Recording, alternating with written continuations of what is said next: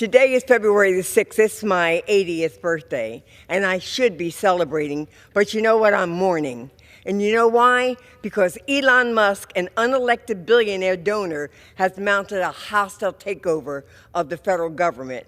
It's an astonishing display of corruption. A billionaire CEO who is not confirmed, who is accountable to no one, and who donated millions to Donald Trump's election campaign, is now in charge of the Treasury Department's payment system.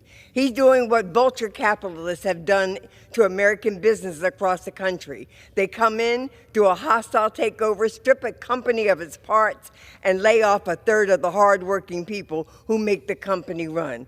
But you know what the difference is? This company is the United States of America. This company's, the parts that he's stripping out are our private information, and they're attempting to dismiss committed workers who make this country run. And they're ripping the American people off in the process, and Donald Trump is co-signing all of it. The richest man in the world now has access to the personal information and financial information of millions of Americans, including Social Security numbers and bank account details.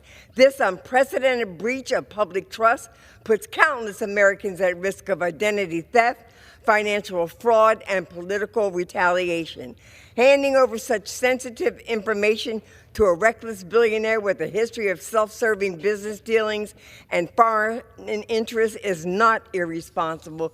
It is dangerous. He is attempting to dismantle the systems within the federal government for several reasons. First, contrary to image he has worked to cultivate, he is not a competent manager. He does not understand how many government organizations function or the important role they play in supporting the United States and its citizens.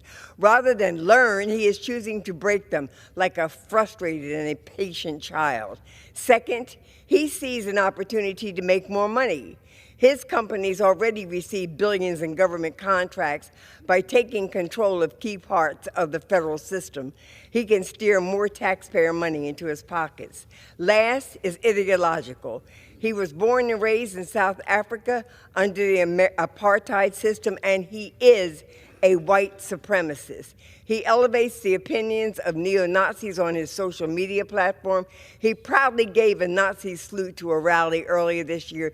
He does not want the government to work for or answer to anyone who is not a straight, rich, white man. Since the moment my office opened Monday morning and continuing, my constituents have been calling my office understandably furious at this naked display of corruption. And I share in their outrage. This is an outrageous thing we are witnessing. My congressional colleagues and I have been in discussion over the past few days about what we can do to fight back, and I'm fully committed to using every tool at my disposal to resist this egregious, un-American, and unconstitutional outreach. To those listening, call your reps and tell them how you feel about this out-of-touch billionaire reaching his hands into your private information.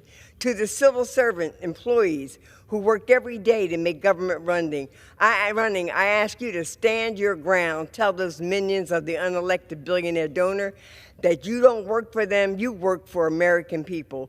When they demand access, tell them no. And when they tell you you're dismissed, tell them to speak to your union rep, because you're not leaving until you hear from them.